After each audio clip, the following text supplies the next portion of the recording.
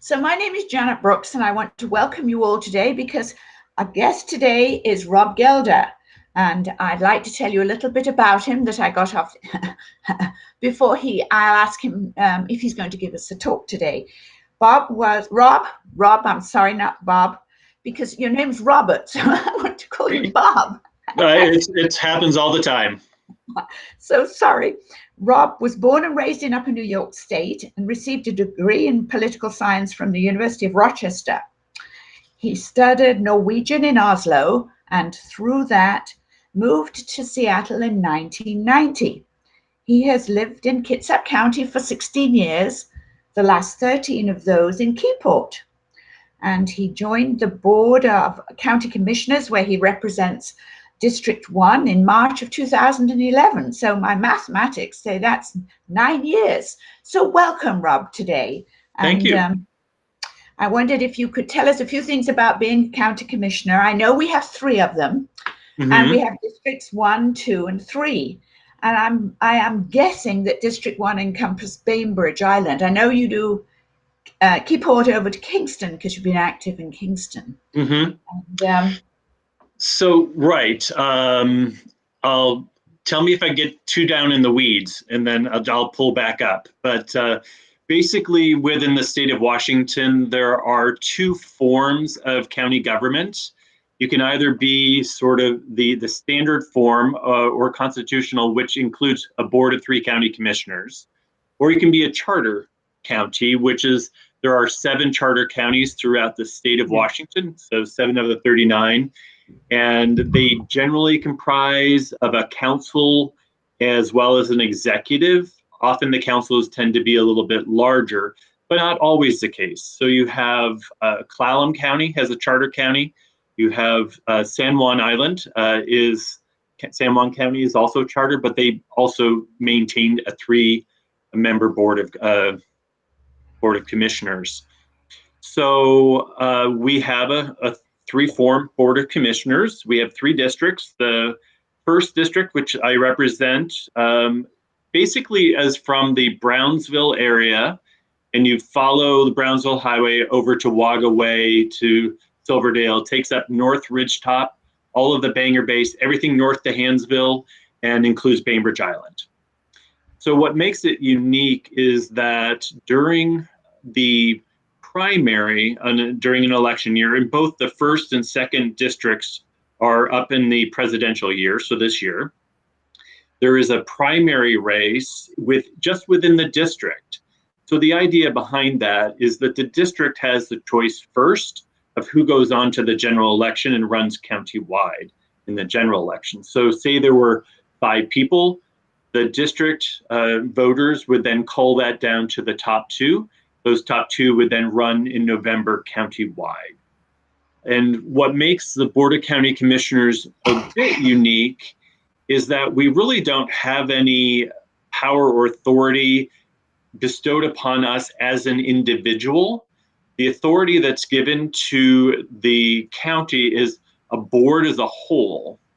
So it takes board action to actually implement anything. So while I can offer my opinion, I can help to nudge and direct, if it requires action of the Board of County Commissioners, I cannot do anything unilaterally. So I think sometimes folks don't really understand that, but it is kind of a nuance. Unlike when you look at the city, well, Bainbridge being unique within Kitsap County in terms of being a council manager, but often if it's a split between a council and a strong mayor, then you have the executive is the mayor and the council is the legislative. So the council holds all of the authority when it comes to budget, as well as the local ordinances. And then the mayor, as the executive, is charged with implementing it and has a certain amount of authority that is bestowed upon them based on that action of the council. The Board of County Commissioners is unique because we are a combination of the executive and the legislative together. And so we not only deal with the local ordinances, but we're also charged with implementing them. And we also serve in many ways as a quasi-judicial role when it comes to some land use decisions. So just kind of the high level flyover of that. And predominantly county government being a little bit different in that you have a series of separately elected officials, like the assessor, the treasurer, the auditor, the county clerk, which supports the Superior Court, et cetera. All of the functions that don't report to one of those separately elected officials is really under the purview or the Board of County Commissioners. So that's our Public Works Department that does sewer and stormwater, solid waste, that type of thing, and along with roads. It's the Parks Department. It's our Department of Community Development, which is our land use and permitting. It's also Human Services, where the county oversees a program of human services that often extend for a 3-county area of Kitsap, Jefferson. Yes, so talking about services, may I ask you a question? I know you were responsible for the 0.1% that we use for our taxes to go towards mental health. Mm-hmm. And I was lucky enough to be part of the community that went to a police academy, the Community Police Academy on Bainbridge. And I know that mental health is one of the real problems that the police have to deal with, not only here, but I'm thinking nationwide. Mm-hmm. So can you please tell me how this money that we pay through our sales tax, how does it help mental health? I know that's what it was raised for. Sure. So the 0.1% for mental health and substance abuse, it's a sales and use tax. So it equals, 1% of our sales tax that anyone purchases something within the county is collected. Prior to COVID and a downturn in sales tax revenues, it was generating probably about $5 to $5.5 million a year.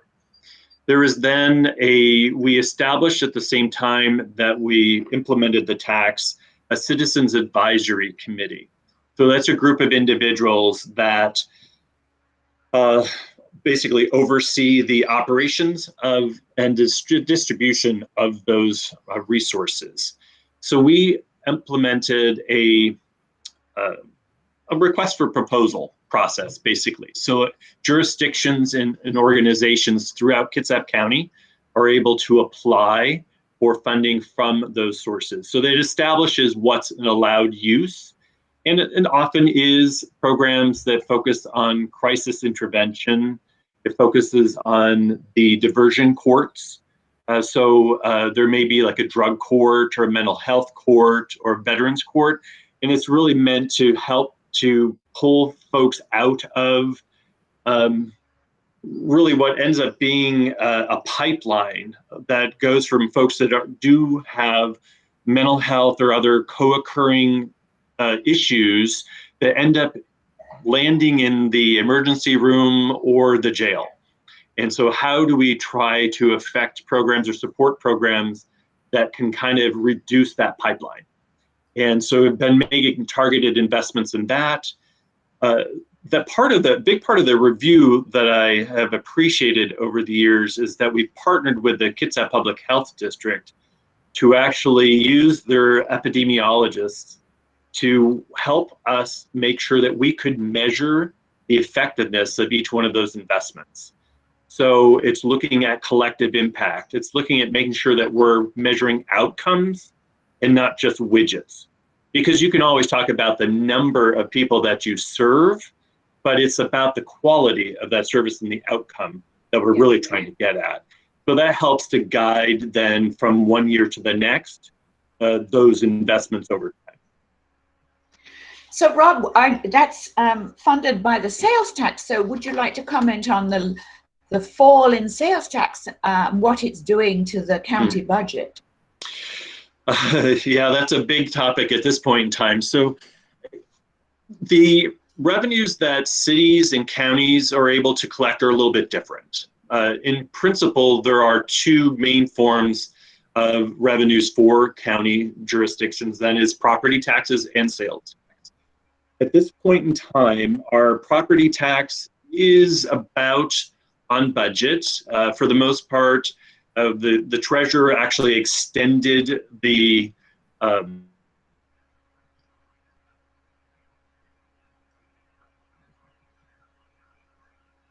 some a leeway of a month or so. That's kind of drawn it out, but for the most part, people are doing okay in that regard. If they have property taxes paid through their escrow companies, those are being paid on their behalf, and they will sort of work out those arrangements with the borrower. When it comes to sales tax, though, we are seeing upwards of about 17% down from one month to the next. And the difficulty with that is that we always receive sales tax 2 months after it's actually collected. So just now we're starting to see April numbers. April was really, in many ways, the first month to see some of the downturn. We'll see what happens in May. But we're probably looking at about a revenue shortfall for the county of about $10 million. So in order to respond to that this year, we've already frozen positions that were vacant. And we are scrutinizing any positions that are vacated post that kind of, if we took action by resolution. So if someone left or retired, then we are scrutinizing whether or not we will fill that position again or not. We've also pretty much frozen all discretionary spending. And we are trying to do our very best to avoid layoffs because that ultimately doesn't help our local economy if we are adding more individuals to the unemployment rolls. But we are looking at the combination potentially of furloughs as one tool, so a reduction in hours and therefore a reduction in the overall expenditures of the county. So what percentage is 10 million of the overall budget? Is it 10%? It's 10%. Yeah. So the county overall has about a $400 million budget, give or take, somewhere in that ballpark.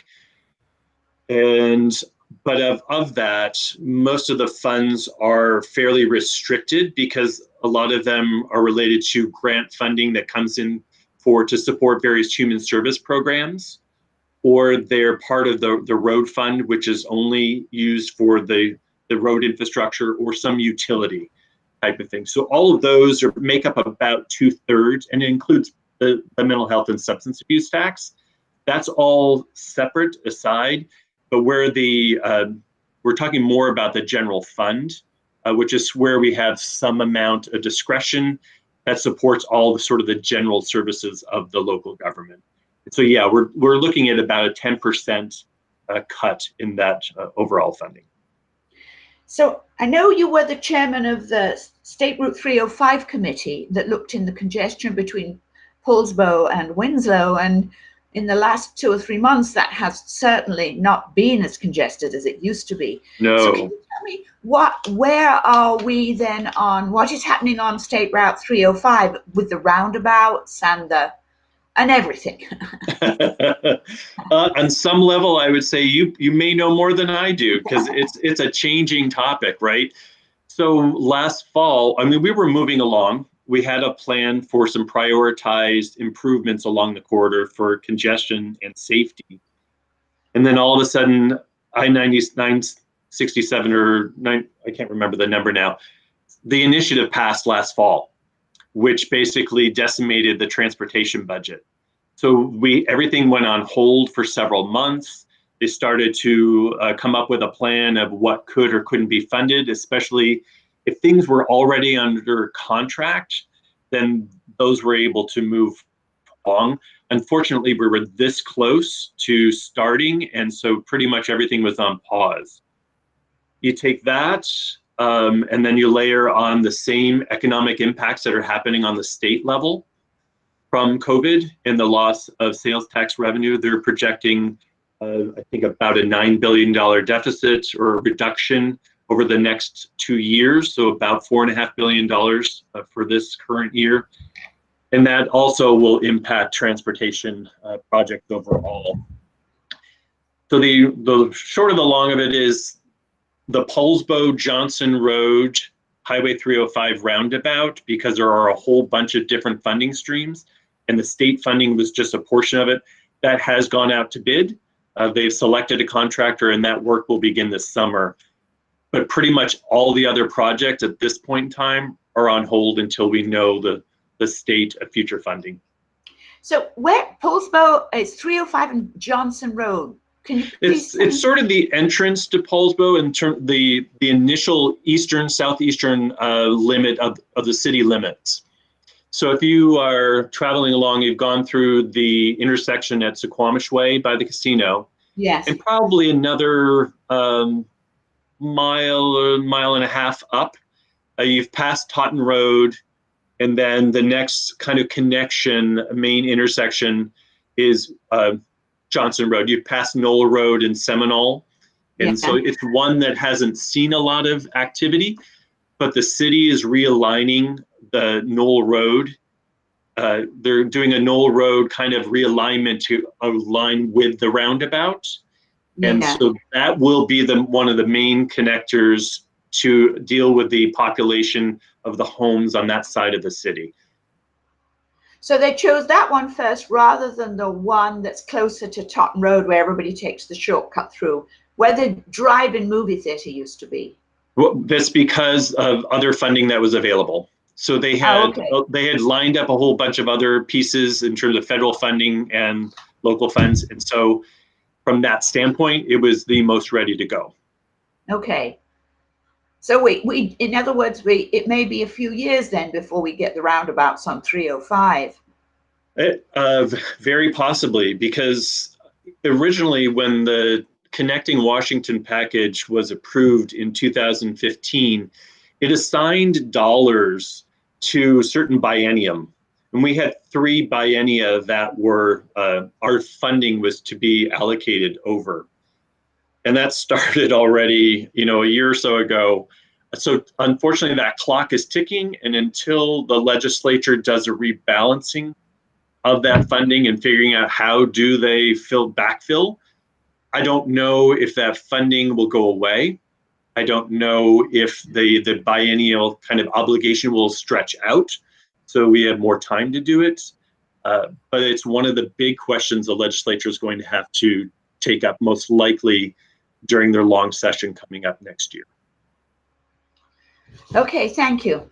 Now I have another question. Mm-hmm. This time it's about the Kitsap Forest and Bay Company, and I know you added about 4,000 acres to public space. Can you tell us a little bit more about that and where this public space is and Certainly. How we can use it? Yeah, so it was the Kitsap Forest and Bay campaign, and it started off as a Kitsap Forest and Bay project. We were given an opportunity several years ago, probably close to 10 or more years ago, when Pope Resources at the time had indicated that they were looking to divest of properties in the north end of the county. And so we had about 7,000 acres in play or possibilities. So they have property holdings in the greater Hansville area, properties that adjoin the North Kitsap Heritage Park between Kingston and Miller Bay Road, where we have the North Kitsap Heritage Park already. And then a whole bunch of property that was available kind of in this, just south of Port Gamble Bay, kind of in the center of the county. And then, of course, the majority of the holdings being south of Port Gamble from Stottlemyre north. Yeah. Nestled between Highway 3 and Highway 104. So that was our goal. We started off looking at, okay, well, if we can acquire all of it, that would be great. We created a coalition of organizations and a leadership team, and we started doing fundraising, looking at federal and state grants along with private foundations and individuals. So we ultimately weren't able to secure all 7,000. Some of the property south of Hansville, the Port Gamble Sklallam tribe has reached an agreement with the company to acquire some of that land. So they will eventually incorporate that into their tribal reservation. We did double the size of the North Kitsap Heritage Park. So that now goes from Miller Bay Road on the west through to what will be the Arborwood development in southeast Kingston urban growth area over by the South Kingston Road. And then the majority of it, closer to over 3,000 acres, were properties that we were successful in acquiring in the Port Gamble block. So that became now the Port Gamble Forest Heritage Park, which includes the initial purchase of over 500 acres on the shoreline. So we have a 1.5 miles of unadulterated shoreline on the west side of Port Gamble Bay, which is great. That's probably the largest public holding of shoreline in the county. And then we have another about 2,500 acres that we added in the uplands. Unfortunately or fortunately, one of the tools that we had to use to be successful was a timber deed. So, and what that means was that we had enough funding to acquire the underlying dirt and all of the development rights in that property, so that they would not be developed in the future, and we can maintain in perpetuity that property. But we couldn't afford the trees because a lot of the value of the property was in the trees, the timber itself, which is probably, if not 50% or more, of the value of those properties. So what that meant is they reserved the right to one last rotational harvest. And so people will be seeing harvesting that already have happened over the next 20 years as that timber kind of reaches their maturity, about 40, 45 years old. Those will come down, they'll replant, and we have at that point in time an opportunity to add some biodiversity back into that landscape. So instead of just being a Douglas fir tree farm, we can now add cedar, we can white spruce, other types of things that will kind of round out and make that landscape a bit more natural in the long run. But that's one of those things that will be generations to come from now that will really see that benefit. There is some conversation about trying to do another type of fundraising effort in the coming weeks and years to be able to buy back some of those trees. So it's kind of that next phase. We couldn't afford them first, but if we can raise money successfully, we have the opportunity to acquire and defer some of those rotational harvests. So buying the land, did you also buy, who does the maintenance on that? The county? So, like the trail? Correct. So there's a little bit of a nuance. So as long as the timber deed remains in effect, the timber company maintains the forested areas. We, the county, maintain the trails, and most of that work, if not all of it, is done in partnership with the Parks Department, done by stewardship groups. So we have volunteers that are out there doing the trail development and maintenance. One of the things that will be unique for the Port Gamble Forest is that we have a portion of that property that will be dedicated to the creation of a ride park or a ride center. So it'll be a multi-use, kind of various skill level type of facility for mountain biking, kind of similar to the Duthie Ride Center that's over in the East King County area. But it has the opportunity to be a great recreational and tourism type of draw. Yes, in the top right-hand corner of your screen, there's a chat box. And I'd like to encourage everybody, if they have a question, to either raise their hand or type the question into this chat box. So I have a first question which pertains to this. It's from Sheila, and she says, is the area you are speaking of is on the west side of the road from Kingston to Hansville, the part that has been deforested? So that, Sheila, that is not part of the county ownership. So that was one of the, or part of the area that may end up going to the Port Gamble S'Klallam tribe. So they, that's still in the timber company's ownership. And of course, the ownership just changed. I was saying that was my question, yes. So does that affect what happens in the future? So or will this be the agreements that we have are transferable to the new property owner. So those stay in place. So we won't necessarily see a change in that regard. But and for the most part, the players, the company is keeping the folks that we have worked with over the years on staff. So we really won't see a huge experience. The only thing that might change is, whether it's a corporate culture type of approach. I don't know. I haven't experienced that yet. But at this point in time, the Hansville portion, no, that's not county ownership. The harvesting that's happening on county property is in the Port Gamble forest area, so south of Port Gamble. And most of that you don't see from the road. If you're going on Bond Road north towards Kingston, you will see some recent harvests, but that's not necessarily county property. You would actually have to go north of Stottlemyre and go into the center of the property. That's where the most recent harvest happened. Yeah, and there are paths.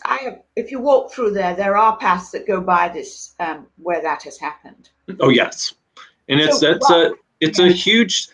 going to be one of those things that we'll have to explain over and over again for the next 20 some odd years, right? Because people will really not understand why is the harvesting happening. The county in 2012 adopted a forest stewardship policy, which promotes selective thinning or restorative thinning within our parks, because most of our parkland open space was old tree farm. And so it was all really, really tight, wasn't healthy. So you have to remove some of it to allow the remaining trees to grow and add other diversity into it. So. Yeah. Thank you. And now we have a question from Annie. Go on. Can you address plans for going to phase 3 of the COVID response reopening plan? And is that, I don't know, is that under the auspices of the county commissioners? So we did, and I don't know if you can expound on that a little bit as to what plans. But basically, yes, the Board of County Commissioners last Friday accepted the application from the Public Health District and transmitted that to the State Department of Health to transition from phase 2 to phase 3. But really the plans or any of the guidance or operationally, all of that's being dictated or directed on the state level. So the county as a whole doesn't have a role in saying, okay, if you are a restaurant, this is how you need to function. That guidance is coming from the state, the State Department of Health. So in phase 3, it means for in-person dining, a restaurant can go from 50% occupancy to 75, those types of things.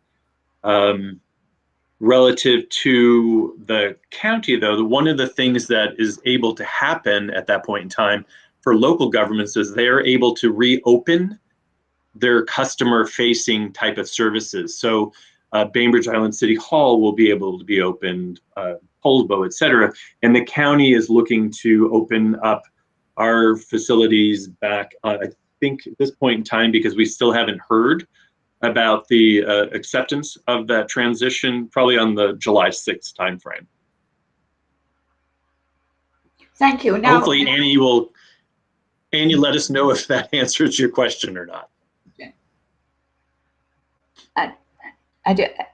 Annie, if you can either switch your microphone off from mute, if you would like to add anything. But I'd like to ask you another question, Rob. Have you any news of anything for us who live on Bainbridge that we might be interested in, other than what we've already spoken about? Other than COVID and all that kind of stuff? Well, I think, going back a little bit to COVID, I think just so that you understand that there's a certain amount of work that's happening on the county level that supports everybody throughout the county jurisdiction. So we have the main responsibility around the operations of our Emergency Operations Center and Joint Command. We also have the responsibility for providing quarantine and isolation capacity within our community. And that's where if someone is potentially needs to quarantine or isolate because they've been exposed and or are positive, and they can't do that at home safely, then we have the facility for them to go to, which is down in the south end of the county. It's very nice. It's wooded. It's kind of an idyllic spot. If you need to get away for 10 to 14 days, it's not a bad spot. And so we are also, with our CARES Act funding, predominantly being able to kind of buoy that and bolster that work. But we are supporting local food banks as well as doing some small business loans. And a portion of that will be available to businesses in incorporated areas, so available to businesses on Bainbridge as well, along with a big push to acquire testing supplies and personal and protective equipment. So, yeah. This is Al. and he's unmuted, I think. Yes, this is Al. Yes. I just Al. I'm joining in with Annie, listening in on your presentation, Rob, and thank you very much for joining us. You pretty much covered most of my questions. Just a couple of specifics. Does the county have any plans to open testing centers? And are we doing any contact tracing as a county responsibility? So testing centers, we did have a community-based testing facility for a little bit of time, but most of the testing, the utilization and kind of the access, people were going through their healthcare providers. And so what we did is we ended up standing that down and then distributing the testing supplies to the clinics that are interspersed around the community. So we have, and there is a great map actually on the Kitsap Public Health website under their coronavirus page. There's a tableau, kind of the metrics piece of it, and that identifies the number of testing facilities within each area of the community, and shows the number for Bainbridge Island as well as North Kitsap and others. And unfortunately, I can't remember the number off the top of my head, but it's predominantly healthcare providers. So it may be, who knows? It depends on what clinic, whether it's private or affiliated with a larger system. But it would be your local healthcare provider can provide that. And Al, remind me of the second part of that. Second part was about contact tracing. Contact tracing, yes. So that is an obligation that we have to fulfill as part of moving forward with any of the transitions from one phase to the next. So we currently have that capacity, and that's being managed by the Public Health District. So we have a core number of staff that are able to do that contract tracing, and then we have capacity within the Public Health District for any type of surge in the contact tracing, because we have metrics we have to meet as part of the ongoing obligation to stay open with the state. So you have to have a certain amount of contacts within 24 hours, 48-hour period, and we have to keep track of those metrics and convey that to the state. So yes, we are on the hook for that, and a big part of our CARES funding will be to buoy and bolster the Public Health District on those types of services.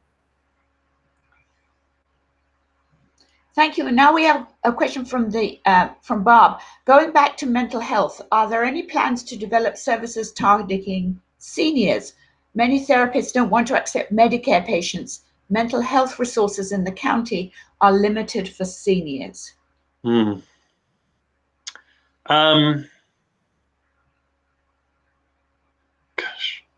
It's one of those things. It's to explain the process. I think, Bob, it's really been more of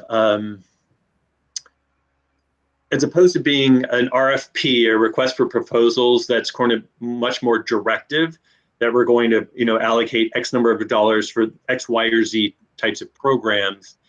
It's been a little bit more responsive, saying here's the framework. Like I mentioned before, we're trying to lessen that pipeline of individuals it's been, a lot of it's been tied to folks who have mental health and or substance abuse issues that end up having high utilization of the healthcare system and or the jail system in terms of incarceration and law enforcement. Are there programs that I would have to go back and look at those projects that have been supported, but I would say that there most likely are some programs that focus on seniors, but I really couldn't tell you off the top of my head without going back. And it's not again, a targeted segment of it. A lot of the services that are provided by Kitsap Mental Health would kind of be under that umbrella. Sorry, I can get you that more information. I can always provide you or share a link to some of the information of the current and previous grants, if you'd like. Yeah, I'd appreciate that. Okay. And then I have one more question from Reed. Reed says, I'm interested in race equality for our county and what steps Rob thinks we should take to combat systemic racism and bias. It's a great question and is definitely on the top of everyone's mind right now. So we had our initial conversation on Monday as a Board of County Commissioners. And so we are taking, and what's been really helpful and what we're using as kind of a guidepost is, I don't know if folks saw in the newspaper, the Kitsap Sun, and maybe elsewhere, but it was a letter that was kind of an open letter to the community by Erase, the Kitsap Erase, which is the racial equity coalition. And it did a great job of outlining things to deliverables, really, for local jurisdictions, for law enforcement, et cetera. So we're kind of right now using this as our roadmap and addressing and doing some analysis of what we have in place or don't have in place. A part of that really will be initially kind of convening a community conversation. I don't see, we really need to do that because to just take a guidepost or, and then interpret it in my lens, my bias, given my life experiences, doesn't necessarily translate into what is meaningful and impactful. So we're looking at doing all of those types of things. So it's at the very early stages, but will be a good body of work in the months to come. Thank you. And then I have a question from Don. Lower income housing is a continuing problem on Bainbridge Island. I'm wondering what is happening with that issue in the county overall. Don, it's a great question. It is continues to be a big issue. We just received the final report of a study that was published, and I have all this reading material on my desk at home.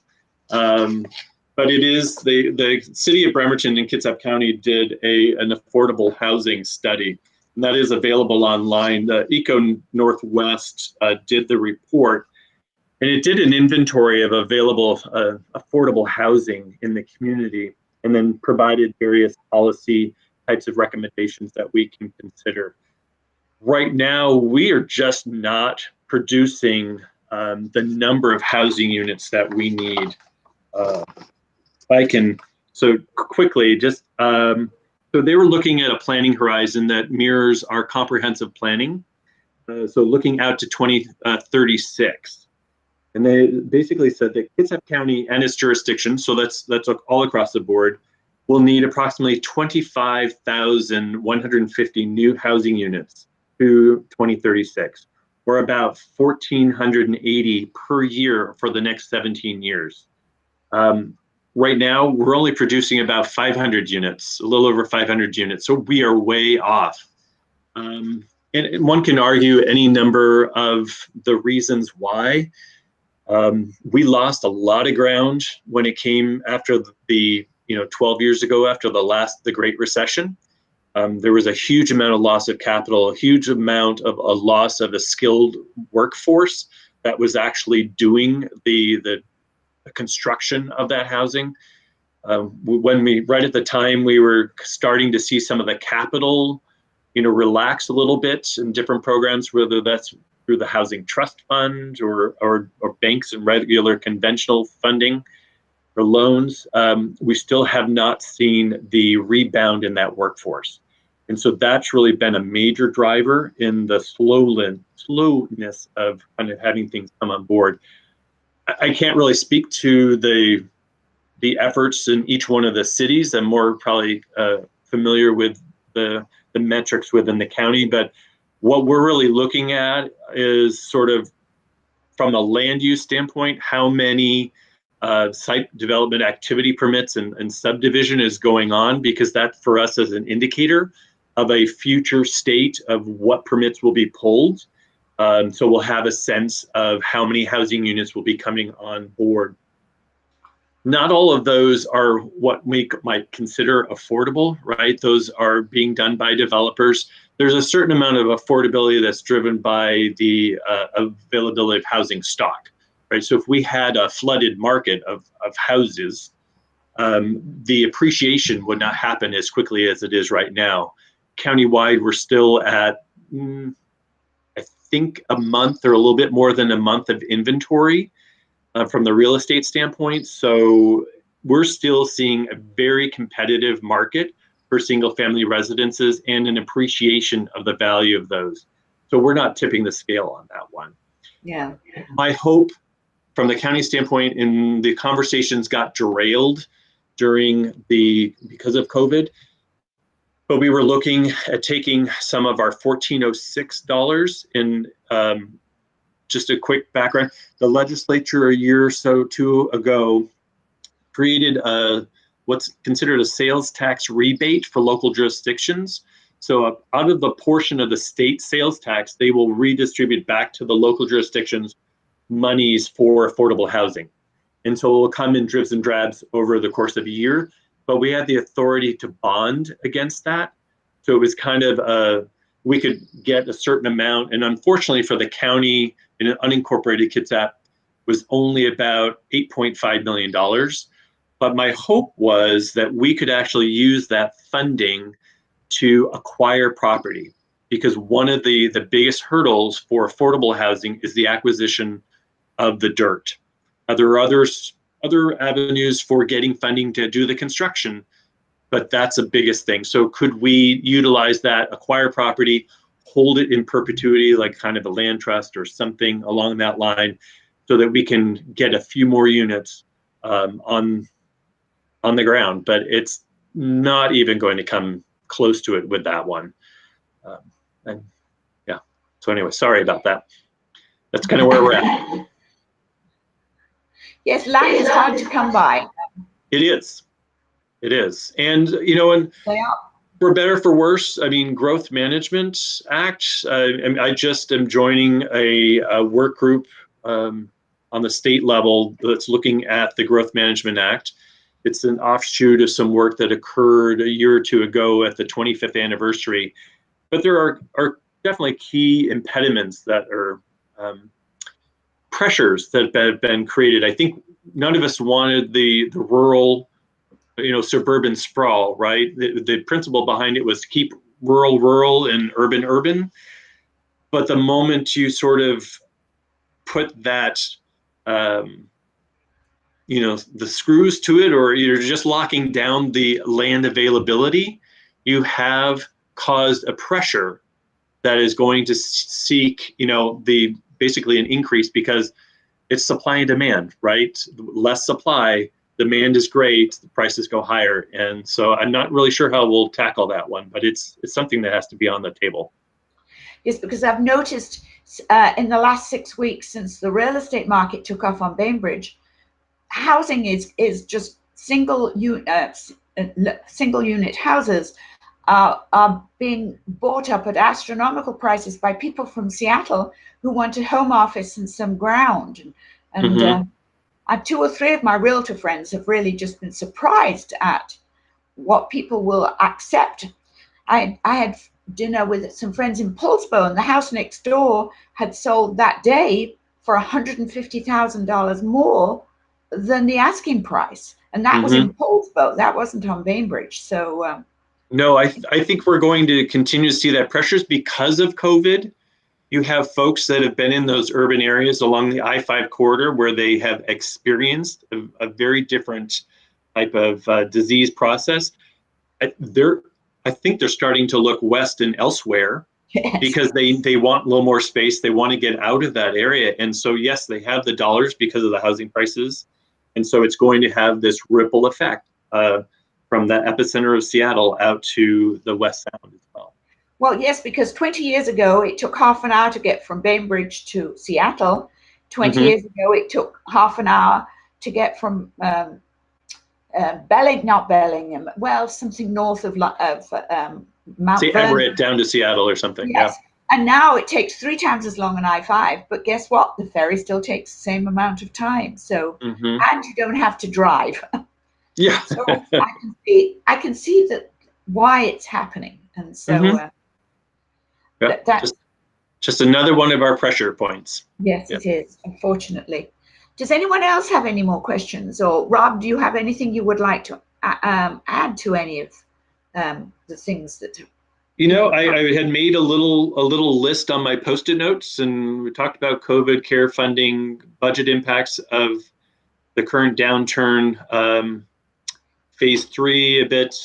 Just so you know, in terms of phase 3, still don't have any determination from the state. When we submitted our application last week, we were in the queue because they're kind of doing them first come, first reviewed.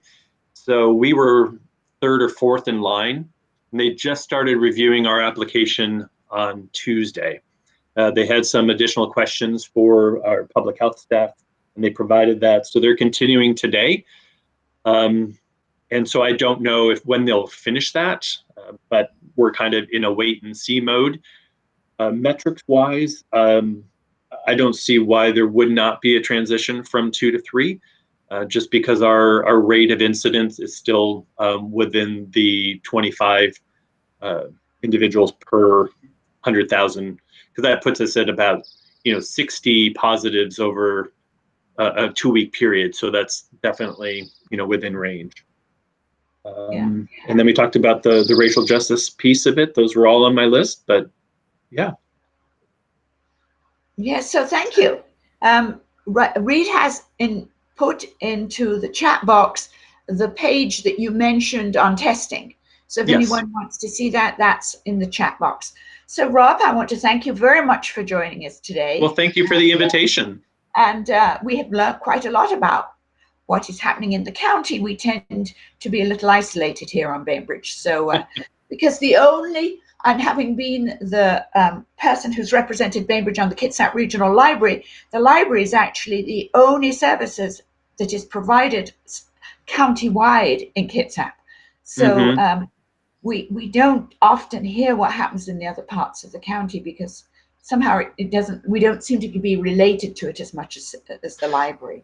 Right. I think that nexus point that most folks will kind of, if they leave the island to go to one of our parks, the regional park system, because ultimately in the grand scheme of things, county governments provide regional services, right? So it's that kind of ability to provide open space, but most of the time folks don't want to interact because they're, if they do, it's, registering to vote. That happens, down at the auditor's office, marriage licenses, or it's predominantly the court system. And most people, unless it's jury duty, don't necessarily interact on a regular basis. So it can be out of sight, out of mind. Yes, and I realize that we need to interact much more than we do. So thank you for joining us today. Well, thank you. And I'm happy to come back if that's of value to you. Thank you. I really appreciate that. So I look forward to seeing everybody again next week. So thank you. Thank you. Take care. Bye-bye. Bye-bye.